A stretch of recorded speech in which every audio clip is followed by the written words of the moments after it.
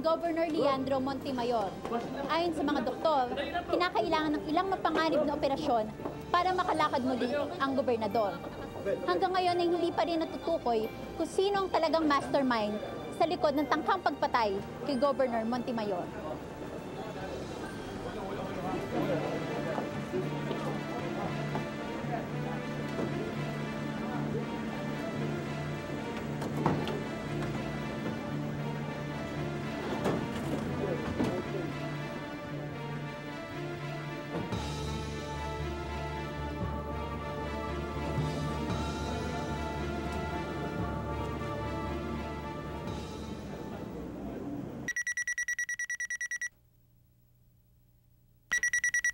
Hello? Emil?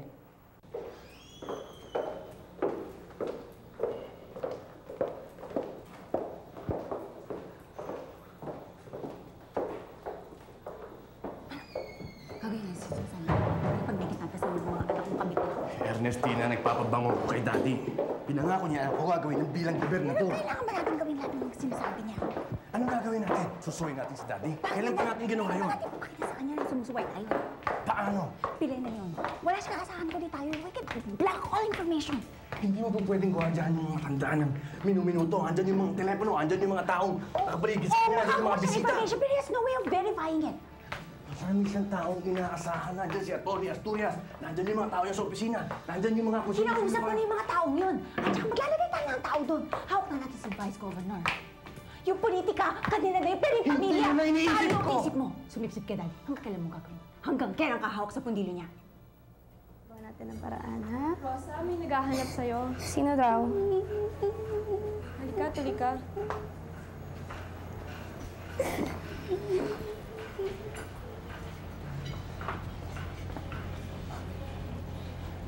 Huwag ka na magalit sa akin. Hindi ko naman gusto si Lucinda. Pinagduduldulan niya lang yung sarili niya sa akin. Bakit hindi mo siya iwasan? Bigla na lang kasi sumusumpot kung saan yung babae na yun eh. Ibig sabihin, pinilit ka yan sumakay dun sa sasakyan niya noong isang araw. Sumakay lang naman ako kasi sabi niya, hiyatin niya ako sa inyo.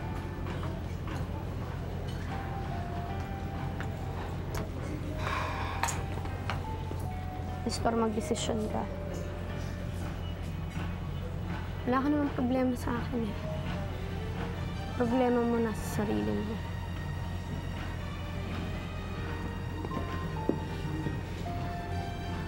Ikaw lang naman ang mahal ko eh. Huwag ka naman luba. Gusto mo, pakasal na tayo eh. Alam mo naman, hindi pa ako handa sa mga bagay na yun eh.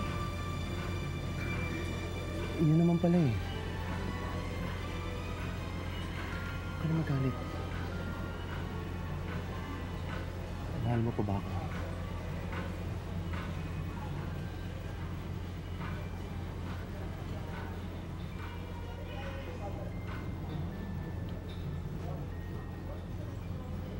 Mahal mo pa ba ako?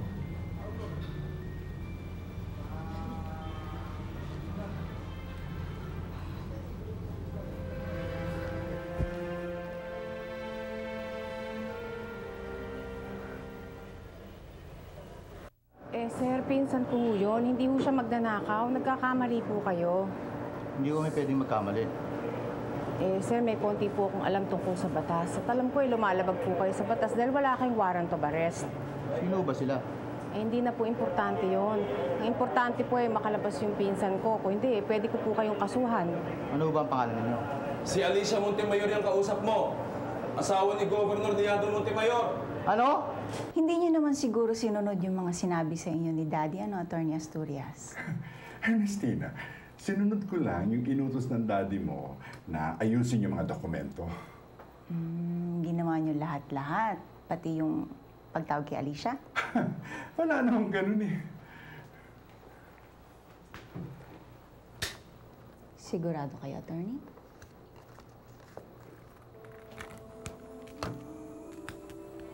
Alicia, si Atty. Asturias to. May bilin sa akin si Gov para sa'yo.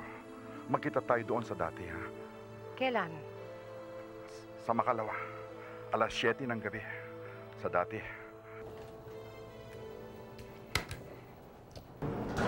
Salamat po, sir. Sige po. Thank you po.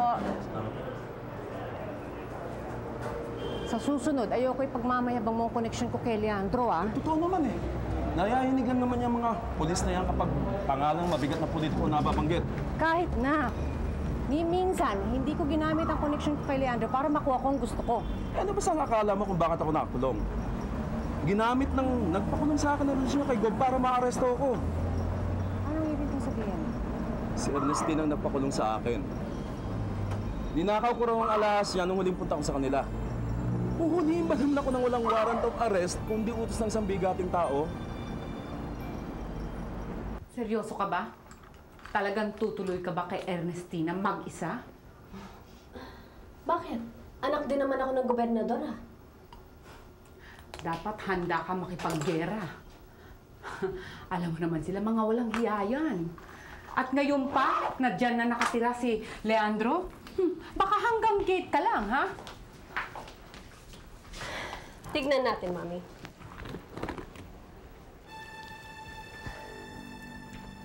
Hello? Yes. Is this Dateline News? Labag sa batas yung wiretapping, attorney. Pero, hindi niyo ako isusumbong kasi lihim natin to.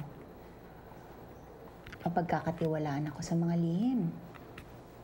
Katulad nung mga lihim na natuklasan ko tungkol sa inyo.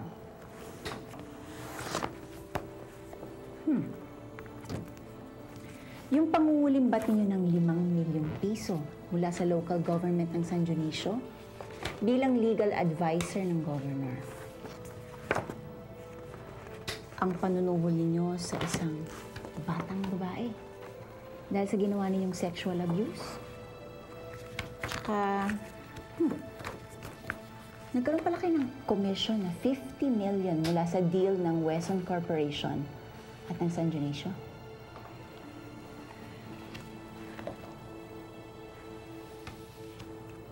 Makikipagkita pa kay Alicia?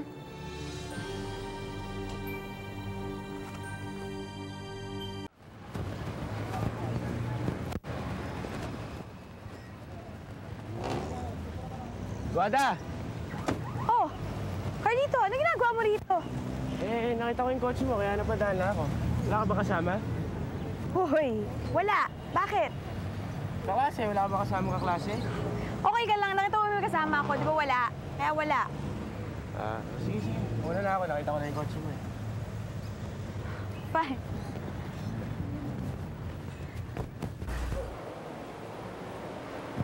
Ma'am! May mga pulis po naghahanap sa inyo dyan. Kanina pa po sila. Hasan, Ayun po, oh.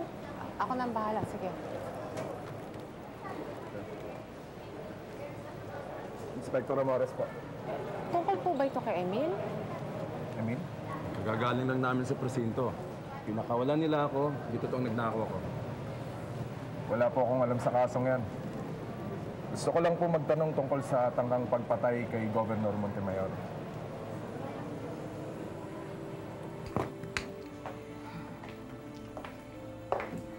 Maraming salamat, attorney.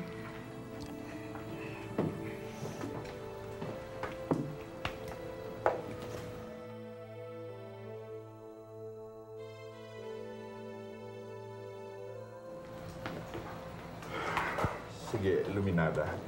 Lalakad na ako. Ingat, attorney.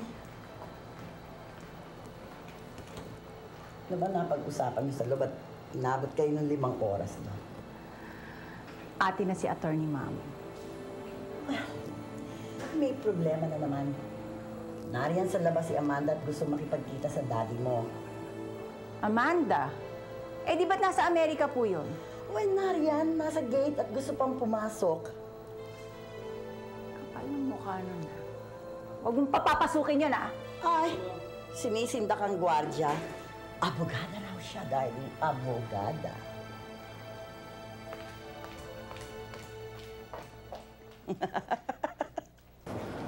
Sa Sa amin yung tatlo nila, Ilimonada at Sarina, ako hindi nyo nakikita sa dyaryo.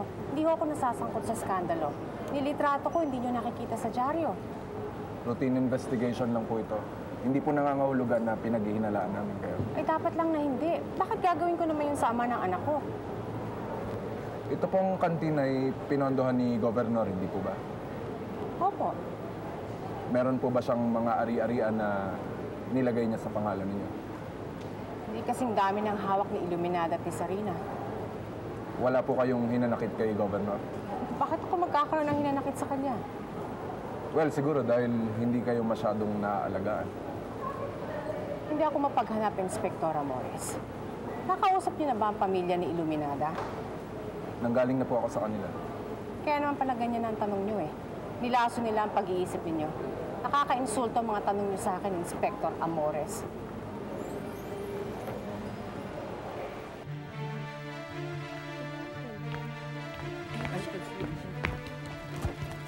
Hi, Ernestina. Amanda, hi. Para sa'yo nga pala. Thank you. Nagpipilit kasi itong mga kaibigan ko sa press. Sabi ko nga sa kanila, baka hindi nila makausap si Papa. Pero baka mabalitaan ko sila paglabas ko mamaya. Sige, tuloy ka. Pasok. Sandali lang. Pasensya na kayo. Pwedeng intayin niyo na lang muna ako lumabas at balitaan ko na lang kayo mamaya? Okay, pasensya lang. Okay, sandali lang ako. Ma'am, kamusta na si Governor? Paano na naman yan?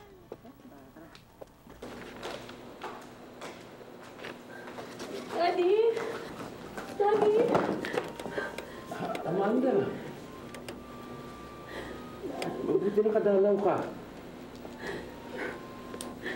Tawa ko lahat ang ginagawa ko sa Amerika, Daddy, nung nalaman ko yung nangyari sa inyo.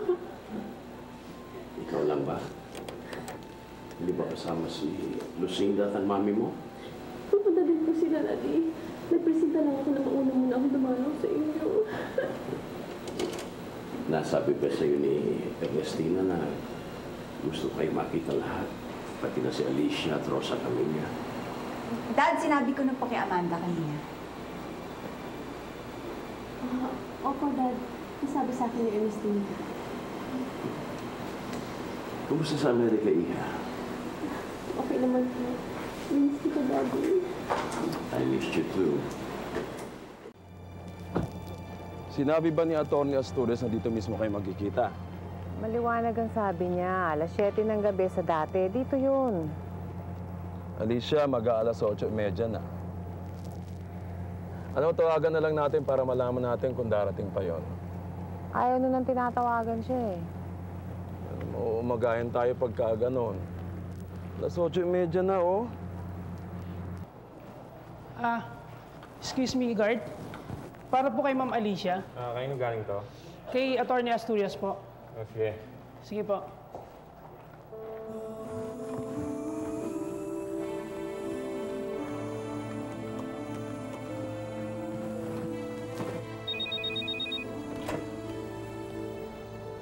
Hello? Hello? Si Ma'am Ernestina po ba to? Ito nga, bakit? Ma'am, ito po yung gwardiya sa Emerald Condominium. O bakit? Anong problema? May sulat po dito si Atty. Asturias para kay Ma'am Alicia. Oh. O sige, ipapapick up ko bukas. Thank you. Sige po, ma'am. Tanga talaga tong si attorney. Hindi niya alam hawak natin ang gwardiya sa kondo ni Alicia.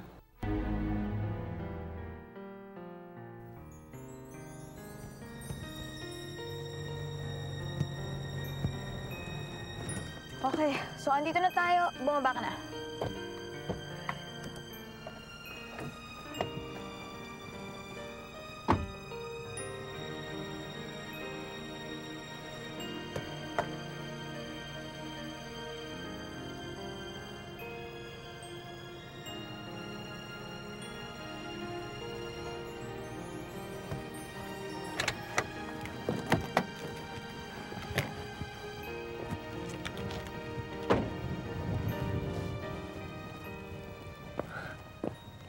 Ano?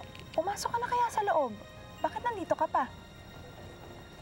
Huwag na, hindi na. Anong hindi na pinag-drive mo ko hanggang dito tapos hindi ka rin naman papasok? Gusto ko lang na makita yung bahay eh. Tsaka baka matsyempo ako kung nilalabas siya.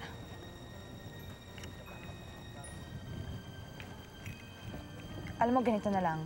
Sasama ako sa'yo hanggang sa loob. Siguro naman kung kasama mo ko, hindi ka nila mababastos, di ba? Huwag na, Nina. Sigurado ka ba? Ka na.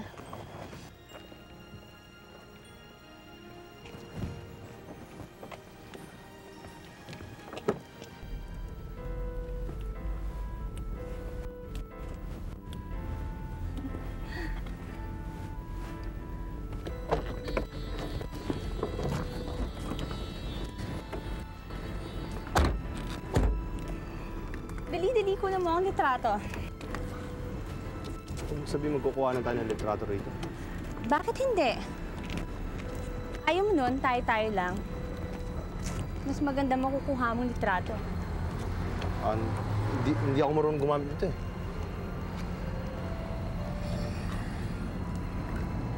Pipindutin mo lang yan. Mag-click na yan. Bakit walang flash?